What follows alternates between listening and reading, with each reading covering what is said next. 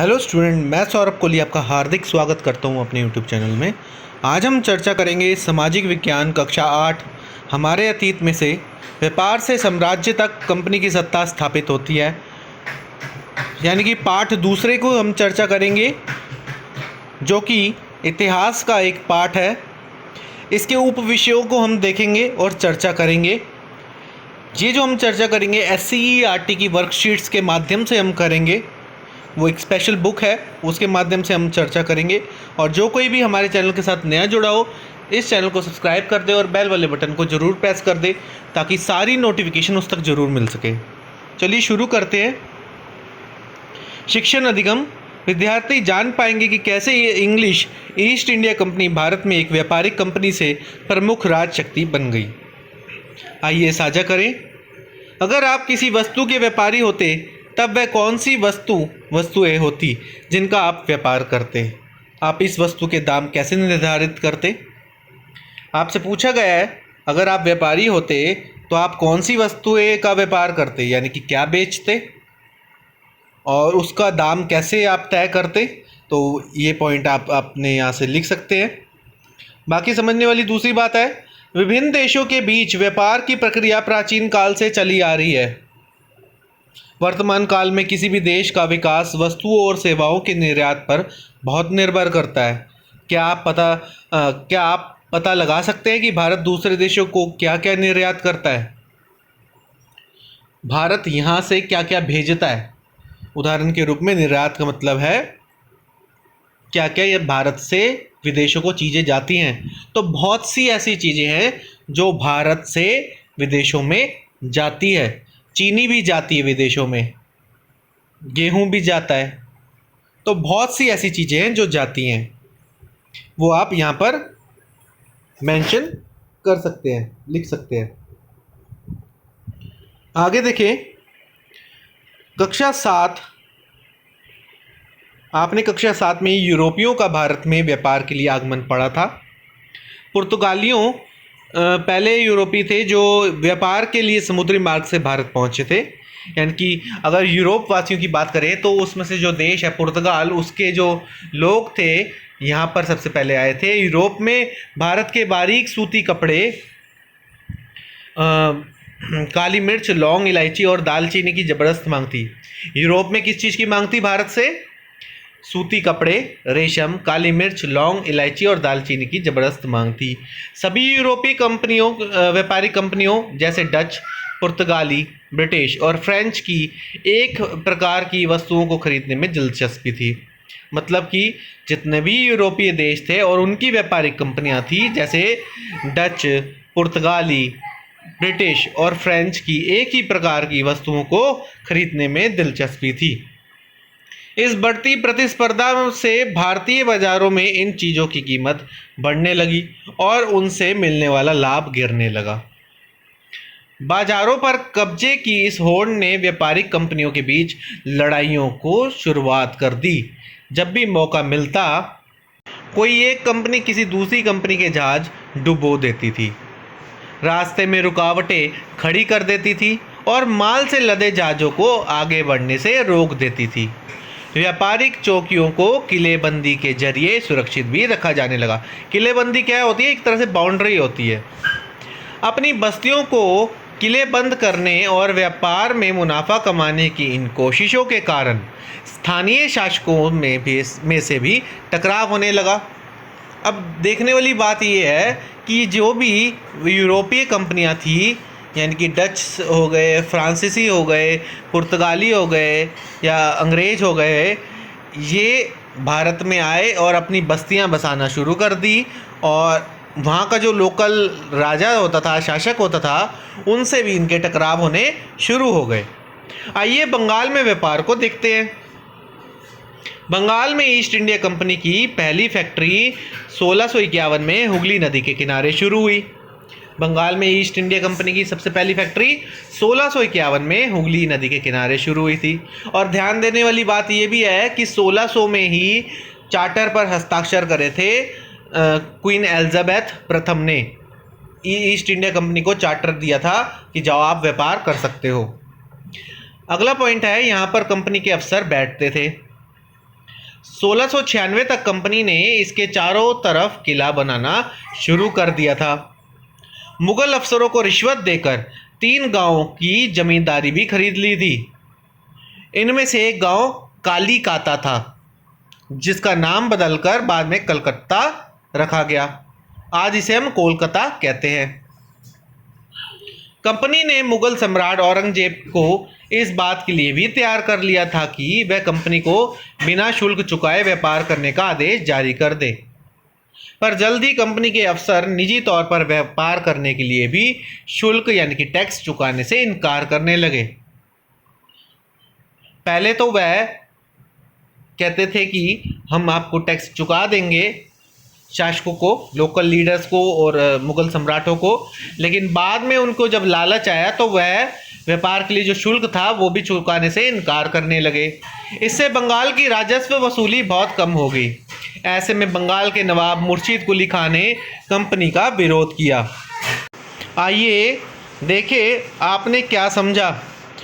प्रमुख प्रश्न, आपको ऐसा क्यों लगता है कि इंग्लिश ईस्ट इंडिया कंपनी की फैक्ट्रियां समुद्र तट के पास लगाई गई थी? अब समझने वाली बात यह है, ये जितने भी यूरोपीय देश थे उस समय हवाई जहाज़ से तो आते नहीं थे, ये समुद्री रास्तों से आते थे। इसलिए इन्होंने जो फैक्ट्रियां थी समुद्र तट के किनारे लगाई थी ताकि व्यापार आसानी से चल सके। यही इसका आंसर है। अगला प्रश्न है, सन 1600 charter act English east India company के लिए किस प्रकार हितकारी था? आपको मैंने बताया था 1600 चार्टर एक्ट सन 1600 में जो दिया क्वीन एलिजाबेथ प्रथम ने इंग्लिश ईस्ट इंडिया कंपनी को, वो इसके लिए इतना हितकारी था कि उससे उसको एकाधिकार मिल गया। किस चीज़ का? व्यापार करने का अधिकार मिल गया भारत में जाकर। सर्वप्रथम बात की जाए यूरोपीय व्यापारी भारत में पहुंचने वाले कौन थे, तो सबसे पहले मैंने आपको बताया था सबसे पहले आपको कि यूरोप में सबसे पहले पुर्तगाली भारत में आए।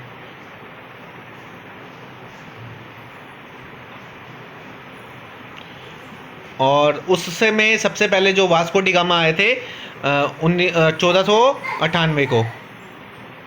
आपकी राय में क्या यूरोपीय कंपनियों के पास युद्धों में लड़ने के अलावा और कोई तरीका नहीं था जिससे कि वे अपने मध्य हो रहे व्यापारिक झगड़ों को सुलझा सकते थे? ये आपने सोचना है बच्चों कि आप क्या सोचते हो कि यूरोपीय कंपनी के पास युद्धों से में लड़ने के अलावा और कोई तरीका था या नहीं था? अगर उनके अंदर लालच ज़्यादा ना होता तो वो बातचीत से भी इस समस्या का हल निकाल सकते थे, लेकिन उनके अंदर लालच ज़्यादा था, इसलिए उन्होंने सिर्फ और सिर्फ मुनाफे की सोची। अब नए शब्द हमने कौन से सीखे हैं? फरमान। फरमान क्या होता है? एक शाही आदेश। चार्टर यानी कि घोषणा पत्र, राजा या शासन द्वारा किसी कंपनी आदि को दिया गया अधिकार पत्र। आगे कार्यपत्रक 4 यानी कि सामाजिक विज्ञान। व्यापार से साम्राज्य तक कंपनी की सत्ता स्थापित होती है। कैसे? वो समझते हैं। व्यापार से युद्धों तक। विद्यार्थी जान पाएंगे कि कैसे English east India company Bharat में एक व्यापारिक कंपनी से कैसे एक प्रमुख शक्ति बन गई। 1707 में औरंगजेब की मृत्यु के बाद बंगाल के नवाब अपनी ताकत दिखाने लगे। अब देखो, एक तो सेंट्रल गवर्नमेंट है, सेंट्रल गवर्नमेंट, और एक स्टेट गवर्नमेंट होती है। वैसे ही सेंट्रल में उस समय यानी कि मुगल्स थे, और जो राज्यों में यानी कि छोटे छोटे नवाब होते थे जो अपनी छोटी छोटी सेनाएं रखते थे। तो बंगाल में भी वहाँ पर नवाब थे, वो अपनी ताकत दिखाने लगे क्योंकि मेन लीडर तो मर गया था औरंगज़ेब। सन 1756 में अली वर्दी खां की मृत्यु के बाद सिराजुद्दौला बंगाल का नवाब बना। कंपनी को सिराजुद्दौला की ताकत से काफ़ी डर था और वह उसकी जगह एक कठपुतली नवाब चाहती थी ताकि वो उसके इशारों पर काम करते रहे। सिराजुद्दौला ने कंपनी को हुक्म देते हुए कहा कि वह राज्य के राजनीतिक मामलों में टांग अड़ाना बंद कर दे, साथ ही साथ किलेबंदी रोके और बाकायदा राजस्व चुकाए। कंपनी ने नवाब की बात नहीं मानी और इसके परिणाम स्वरूप सिराजुद्दौला कंपनी के कलकत्ता के किले पर कब्जा करने के लिए निकल पड़ा।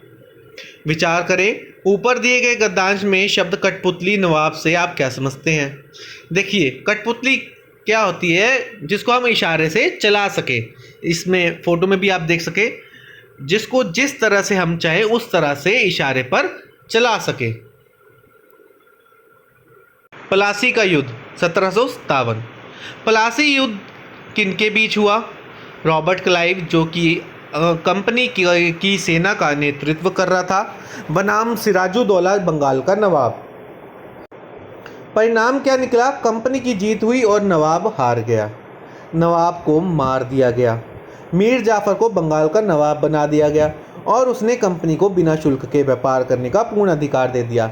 ध्यान रहे, मीर जाफ़र कौन था? मीर जाफ़र सिराजुद्दौला का सेनापति था, जो कि अंग्रेजों के साथ जा मिला था। नवाब की हार का मुख्य कारण नवाब का सेनापति मीर जाफ़र कंपनी के साथ मिल गया और उसने नवाब के लिए युद्ध में हिस्सा नहीं लिया। आखिरकार 1765 में मुग़ल सम्राट शाह आलम ने, उस समय शाह आलम था मुग़ल सम्राट जिस समय ये लड़ाई लड़ी गई, शाह आलम ने कंपनी को ही बंगाल प्रांत का दीवान नियुक्त कर दिया। अब मुग़ल सम्राट देखिए इतना भयभीत हो गया कि उसने कंपनी को ही वहाँ का दीवान नियुक्त कर दिया। इस तरह कंपनी को बंगाल के विशाल राजस्व संसाधनों पर नियंत्रण मिल गया। प्लासी की जंग के बाद ब्रिटेन से सोने की निकासी कम होने लगी और बंगाल की दीवानी मिलने के बाद तो ब्रिटेन से सोना लाने की ज़रूरत ही नहीं रही, क्योंकि जब भारत से ही होने वाली आमदनी के सारे कंपनी अपने खर्च और सब चीज़ें चला सकती थी, तो बंगाल से लाने की क्या ज़रूरत थी।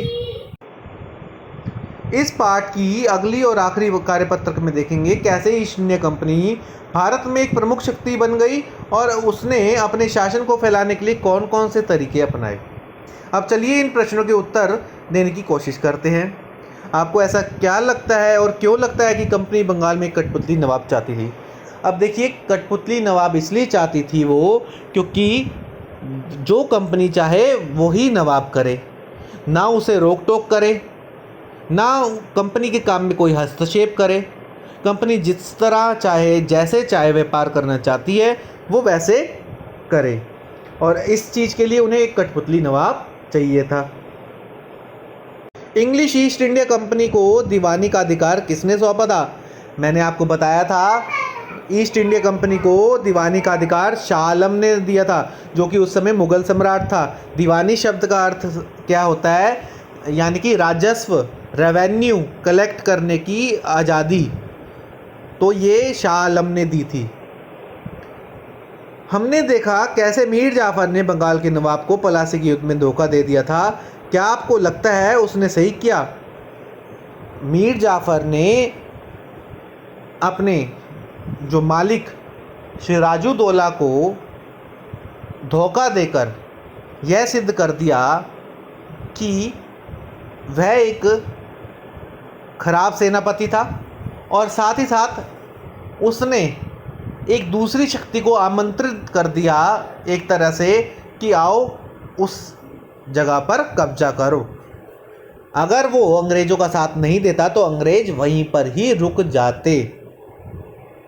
कंपनी ने बंगाल के नवाब के हुक्म का पालन नहीं किया। जब उन्हें कर अदा करने और राज्य के राजनीति मामलों में दखल देने के लिए मना किया गया, इस कल्पना करें कि आप एक राज्य में रहते हैं, क्या आप अपने राज्य के हुक्म का पालन करने से मना करेंगे या नहीं? देखो, राज्य जो हुक्म देगा वो हमें मानना पड़ेगा, वरना वो राज्य द्रोह हो जाएगा।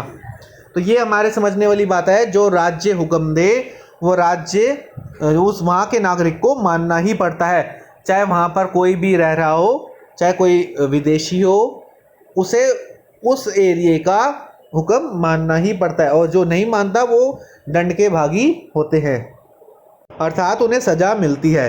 तो सेकंड चैप्टर की आखिरी वर्कशीट है, व्यापार से साम्राज्य तक कंपनी की सत्ता स्थापित होती है। उप विषय मतलब कंपनी का फैलता शासन। तो विद्यार्थी जान पाएंगे कि इंग्लिश ईस्ट इंडिया कंपनी ने भारत में अपना शासन फैलाने के लिए कौन कौन से तरीके अपनाए और एक प्रमुख शक्ति बन गई। अंग्रेज़ों द्वारा इस्तेमाल किए गए तरीके अब ये समझते हैं। युद्ध, सहायक संधि, विलय की नीति और कुशासन, ये 4 तरीके अपनाए गए थे, अंग्रेज़ों द्वारा इस्तेमाल किए गए थे। युद्ध जैसे मैसूर और मराठा, सहायक संधि हैदराबाद का निज़ाम, अवध का नवाब, मैसूर शासक, मराठे, राजपूत राजा। तो सहायक संधि किस किस से करी थी? सहायक संधि को लाने वाला लॉर्ड वेल्जली था, ये ध्यान रखना। और हैदराबाद के निज़ाम के साथ, अवध के नवाब के साथ, मैसूर के शासक के साथ, मराठाओं के साथ और राजपूत राजाओं के साथ सहायक संधि करी गई थी। अब दूसरी चीज़, तीसरी बात करें तो विलय की नीति लॉर्ड डलहौजी ने अपनाई थी। सबसे पहले सतारा महाराष्ट्र में है, संबलपुर 1850, उदयपुर 1852 राजस्थान का हिस्से में है, नागपुर महाराष्ट्र में है 1853 और झांसी मध्य प्रदेश 1854। कुशासन के लिए अवध को इन्होंने जिम्मेदार बनाना, मतलब अंग्रेज़ों का कहना था कि किसी न किसी तरीके से भारतीय शासकों के राज्य अपने में हड़पो, चाहे वो युद्ध के जरिए, चाहे वो सहायक संधि के जरिए। सहायक संधि न माने तो विलय की नीति अपना लो, विलय की नीति ना हो तो कुशासन का आरोप लगा दो उन पर कि आप ढंग से शासन नहीं चलाते राजा पर, तो इसलिए हम ये हड़प रहे हैं। बक्सर की लड़ाई सन 1764 के बाद कंपनी ने भारतीय रियासतों में रेजिडेंट तैनात कर दिए। रेजिडेंट मतलब सेना। रेजिडेंट के माध्यम से कंपनी के अधिकारी भारतीय राज्यों के भीतरी मामलों में दखल देने लगे थे। कई बार कंपनी ने रियासतों पर सहायक संधि भी लाद दी। इस बंदोबस्त में भारतीय राजाओं को अपनी स्वतंत्र सेना रखने का अधिकार नहीं था। उन्हें कंपनी की तरफ से सुरक्षा मिलती थी और सहायक सेना के रखरखाव के लिए वह कंपनी को पैसा देती थी।